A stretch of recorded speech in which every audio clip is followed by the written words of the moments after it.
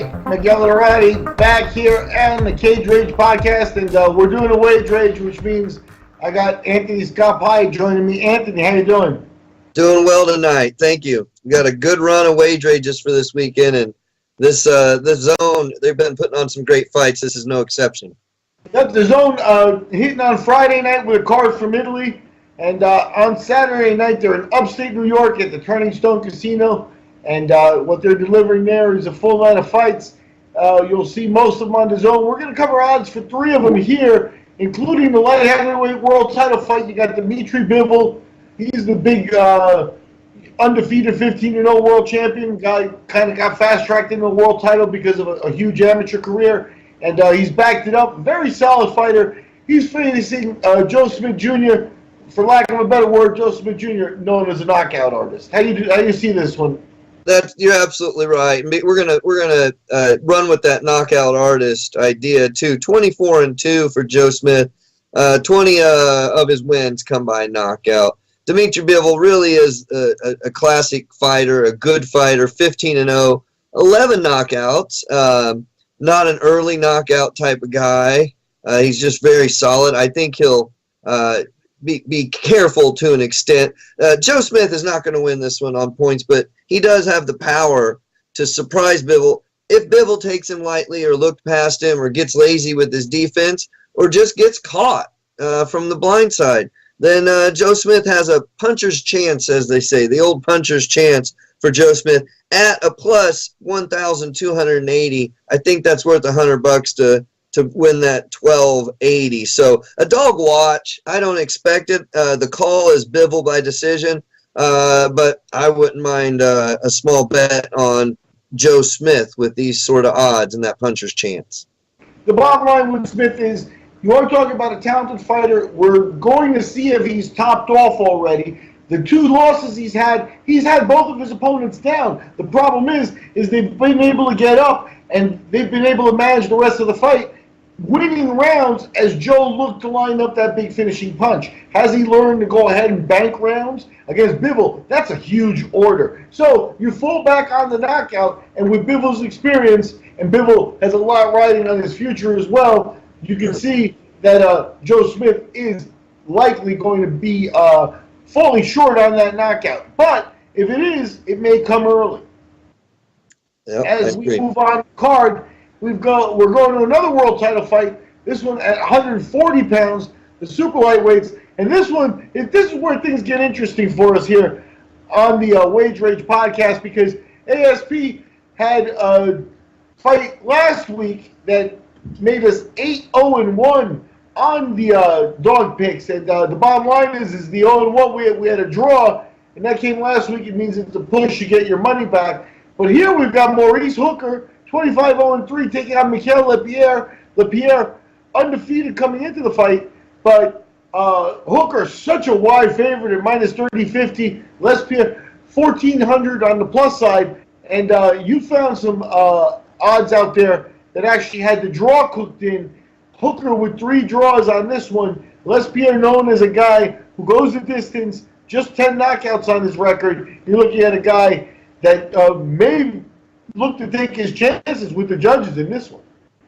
Well, yeah, and we picked Abel Ramos as our dog pick against Santana on the PBC on Fox, if you guys want to tune in and catch that wage rage. And I mentioned that because Abel Ramos and Maurice Hooker fought to a draw. So I see maybe not a dog pick on this one, plus 1,400 for Mikkel LesPierre. But I would say it's a pretty good dog watch. He's 21-0 with 10 knockouts. Hooker's 25-0, 3 draws, 17 knockouts. Neither one are really going to get the knockout, and Mikkel has the output. Whether he's going to connect or not is yet to be seen. But he has the output to keep up with the punching and the scoring and the punch stats. I see Hooker by decision, but at plus 1,400, I think you've got a dog watch here. It's sort of a double dog watch for the zone this night with Joe Smith and Mikkel LesPierre.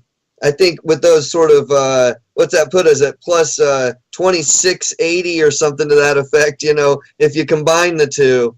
$100 on each, you have a chance of winning one of those. And as I say, hopefully you've won your dog pick at the plus 165, and these are sort of free bets at that point.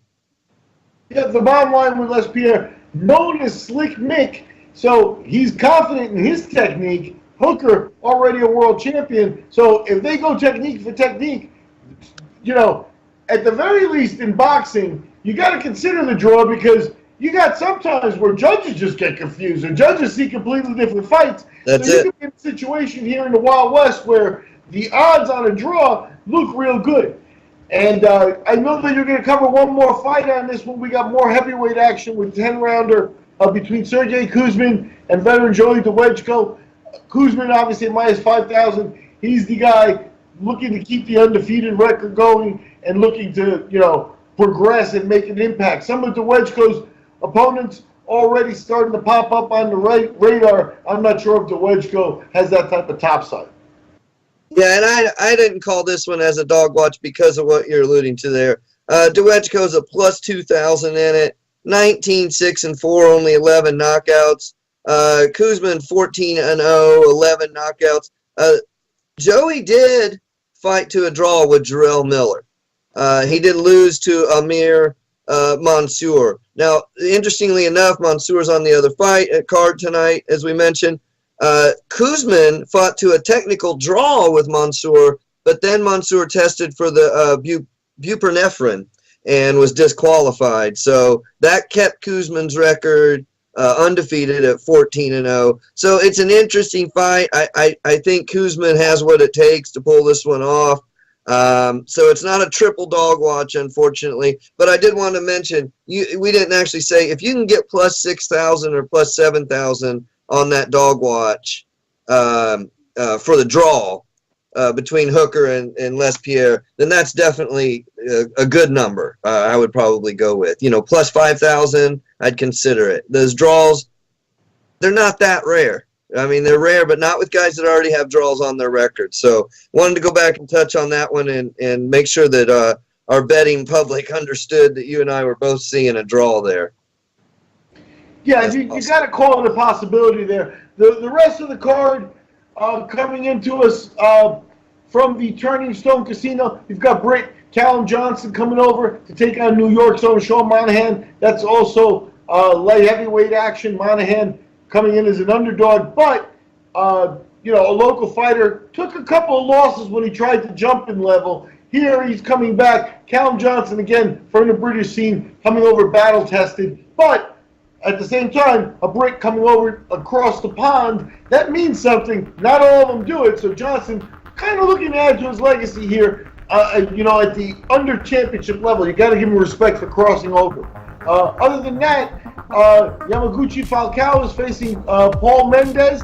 A full night of fights on DAZN, coming to us from the Turning Stone Resort Casino in Verona, New York. Check your local listings for start times this Saturday, March 9th. I've been joined by Anthony Scott Piatt for your Wagering Podcast. That was a good one. All righty.